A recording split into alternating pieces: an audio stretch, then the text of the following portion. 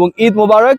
বাংলাদেশে মোটামুটি এখন সূর্যের আলো সব দিকে, আর এখানটা হচ্ছে একদম নিকশ কালো অন্ধকার। যে লাইটস গুলো জ্বলছে সেগুলো হচ্ছে স্টেডিয়ামের আশপাশে লাইটস, এবং যেটার কারণে হয়তো আমি কিছুটা হলেও দৃশ্যমান আপনাদের সামনে। এবং বাংলাদেশের যে পারফরমেন্স, বাংলাদেশের মান সম্মান বাঁচানোর লড়াই, নেপালের বিপক্ষে বাংলাদেশ যেই ম্যাচটা অলমোস্ট হেরে গিয়েছিল, নেপালের বিপক্ষে যেই ম্যাচে বাংলাদেশকে অলমোস্ট ডুবিয়ে দিয়েছিল বাংলাদেশের টপ অর্ডার, 31 রানে 4 উইকেট হারানোর পর, এরপর সাকিব এবং রিয়াদের কিছুটা চেষ্টা, এবং তারপর আবারও মুখ থুবড়ে পড়া 17তম ওভারে গিয়ে রিশাদের টানা 1-4 এবং 1-6 শেষ পর্যন্ত বাংলাদেশ স্কোরটাকে 100+ করলো।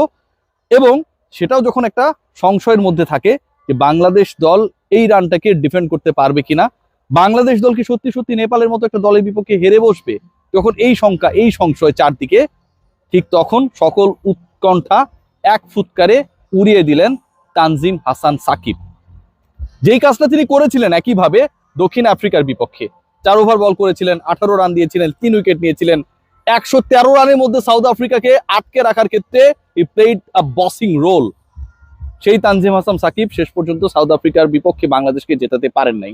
বাংলাদেশ লক্ষ্য থেকে 4 রান আগেই চুপসে গিয়েছিল। সেই তানজিম সাকিব তার পারফরমেন্সটাকে ধরে রেখেছেন। তানজিম সাকিবের এই পারফরমেন্স আমার কাছে মনে হয় অনেকের জন্য লজ্জা। তানজিম সাকিবের এই পারফরমেন্স আমার কাছে মনে হয় অনেকের জন্য মেসেজ। তানজিম সাকিবের এই পারফরমেন্স আমার কাছে মনে হয় অনেকের জন্য তাদের দায়হীন ব্যাটিং, দায়হীন পারফরমেন্স যে বাংলাদেশকে অনেক ক্ষেত্রেই বাজেভাবে ভোগাচ্ছে, সেই ব্যাপারটার নির্দেশক।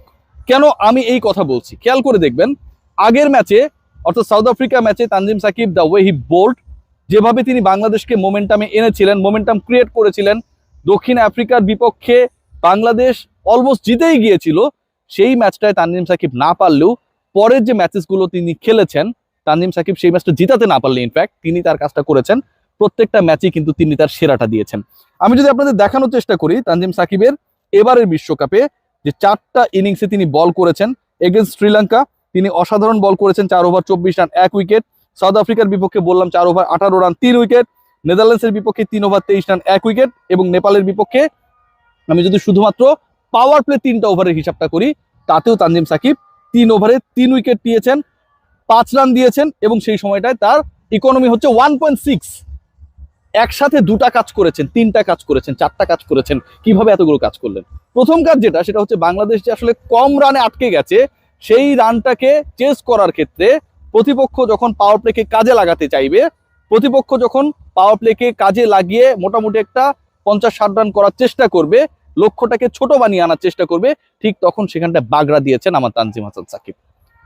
6 ওভারে বাংলাদেশ 31 তুলেছিল 4 উইকেটে, নেপাল 6 ওভার শেষে তুলেছিল 24 রান 4 উইকেটে, যার 3টা হচ্ছে আমার তানজিম সাকিবের। অসাধারণ না? দ্বিতীয় যে কাজটা তিনি করেছেন সেটা হচ্ছে বাংলাদেশের টপ অর্ডার ফেল করার পর অনেকেই মুষড়ে পড়েছিলেন, মাঠে যারা দর্শক ছিলেন অনেকেই কাঁদছিলেন, আমি দেখেছিলাম। ক্রিকেটার যারা ছিলেন তারা এটাকে আনবিলিভেবল মনে করছিলেন।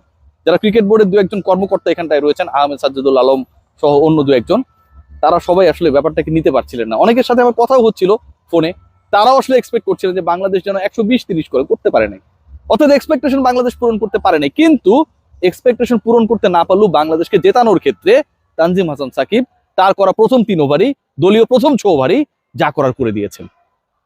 তানজিম হাসান সাকিব আরো একটা কাজ করেছেন, সেটা হচ্ছে অনেকেই ম্যাচের পর ম্যাচ সুযোগ পান, ম্যাচের পর ম্যাচ তাদেরকে বাংলাদেশ দল তার জায়গাটা যেন একটু ফিক্স করে দিয়েছে, এরকম একটা সিচুয়েশন। রান করুক না করুক, স্ট্রাইক রেট ঠিক থাকুক না থাকুক, নো ম্যাটার, তাদের অবস্থানটা পোক্ত। অথচ সেই জায়গায় যদি মাহমুদুল্লাহ রিয়াদ হতেন, সেই জায়গায় যদি জাকির আলী অনিক হন, সেই জায়গায় যদি তাওহিদ হৃদয় হন, কিংবা সেই জায়গায় যদি ইভেন সাকিব আল হাসান হন, তিনি বিশ্বকাপের শুরুর 2টা ম্যাচে খারাপ করেছেন, সেটা নিয়ে মোটামুটি এত আলোচনা, এত সমালোচনা, এত বিব্রতকর লজ্জাকর কথাবার্তা বলা হয়েছে, কাউকে ছাড়া হয়নি। এবং ক্রিকেট বোর্ডের অভ্যন্তরেও সাকিবের সেই সময় রিটায়ারমেন্ট বা টি-20 থেকে সরে যাওয়া নিয়ে আলোচনা ছিল, কিন্তু এন্ড অফ দ্য ডে দুজনকে নিয়ে কোনো আলোচনা হয় না। তাদেরকে ঘুরিয়ে ফিরিয়ে শিফটিং করে চেয়ার আপ গিয়ার আপ করে প্রত্যেকটা ম্যাচই সুযোগ দেওয়া হয়। একদম তো সুযোগ পাবেনি, তাকে রাখতেই হবে, হি ইজ দ্য ক্যাপ্টেন। ক্যাপ্টেনকে কে সরাবে? ক্যাপ্টেনকে সরানোর কেউ না। যতই চার্লস ব্রিটেনের রাজা অসুস্থ হোক না কেন, তিনি তো রাজাই, তাকে রাখতেই হবে ভাই। এরকম অবস্থা হয়েছে নাজমুল হোসেন শান্ত। সরানোর কে নেই, পারফর্ম করুক আর না করুক, আজকের ম্যাচেও আন্ডার পারফর্মার। সামনের দিকে নেতৃত্ব দিয়েছেন বাংলাদেশের শুরুর ওভারগুলোতে উইকেট হারানোর ক্ষেত্রে। আরেকজন লিটন কুমার দাস, তিনি কোন বলে স্বস্তির ক্রিকেটটা খেলছেন সেটাই যেন একটা বড় বড় প্রশ্ন। এবং বাংলাদেশের ব্যাটিং ইউনিটকে ঠিকঠাক করার জন্য ব্যাটিং কোচেরা কি করছেন, কোচিং স্টাফরা কি করছেন, এটাও একটা বড় প্রশ্ন। ইনকামিং বলে একটা সময় আমরা দেখতাম যে লিটন কুমার দাস পারছেন না, লিটন কুমার দাস ইনকামিং বল দেখলেই দ্রুত আউট হয়ে যাচ্ছেন। আর এখন আমরা দেখছি Liton Kumar Das short pitch ball খেলতে পারছেন না, পুল করতে পারছেন না।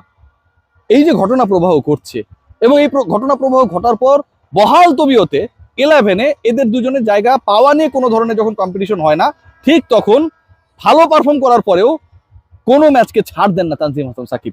এটাই হচ্ছে সবচেয়ে বড় প্রাপ্তি। রিল্যাক্স হওয়ার কোনো সুযোগ নেই, কারণ বাংলাদেশের বোলিং ডিপার্টমেন্টকেই দিন শেষে হাল ধরতে হচ্ছে। তানজিম সাকিবের শরীরটা যত ছোটই হোক না কেন, কাঠটা চাওড়া হোক আর না হোক, দিন শেষে দায়িত্ব তো তার। একবার চিন্তা করে দেখুন পাওয়ার প্লেতে কি অসাধারণ বল করেছেন, কিভাবে ধসিয়ে দেওয়ার চেষ্টা করেছেন নেপালের টপ অর্ডারকে। একবার চিন্তা করে দেখুন তিনি এমন একজনের জায়গায় খেলছেন, বিশ্বকাপ শুরুর আগে, সত্যিকারের বিশ্বকাপ শুরুর আগে ভাবাই হতো শরীফুল ইসলামকে বাদ দিয়ে 11 করা ভাই সম্ভব না। বাংলাদেশের top player, top pacer, not even Taskin, not even Mustafiz.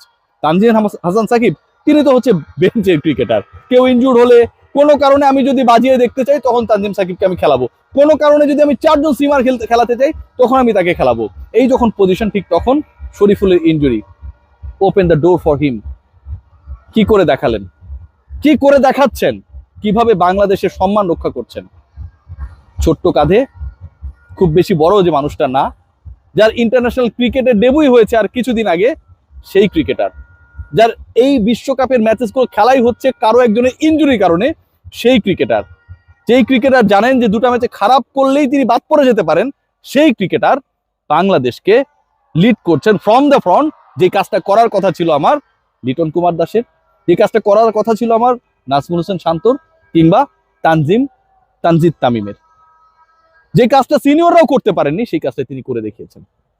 বাংলাদেশের ক্রিকেটে এবারের বিশ্বকাপে সবচেয়ে বিব্রতকর অভিজ্ঞতার যেটা সম্মুখীন আমরা হয়েছি, সাক্ষী আমরা হয়েছি মাঠে থেকে, সেটা কি জানেন? সেটা হচ্ছে নেপালের বিপক্ষে বাংলাদেশের 20 ওভার পর্যন্ত খেলতে না পারা। 20টা ওভার বাংলাদেশ খেলতে পারে নাই ভাই। এর থেকে দুঃখের কিছু হতে পারে? বাংলাদেশের 10 ব্যাটার, একজন তো আরেক প্রান্তে অপরাজিত থাকেন, 20 ওভার টিকতে পারে নাই নেপালের এগেনস্টে। সেই দলটাকে উদ্ধার করেছেন দলের সবচেয়ে কনিষ্ঠ ক্রিকেটারদের একজন।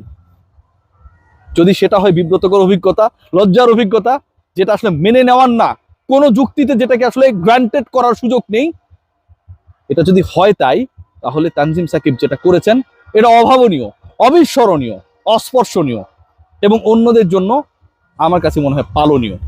বাকিরা কি পালন করবে? বাকিরা কি চেষ্টা করবে তাদের রোলটা ঠিকঠাক ভাবে প্লে করার?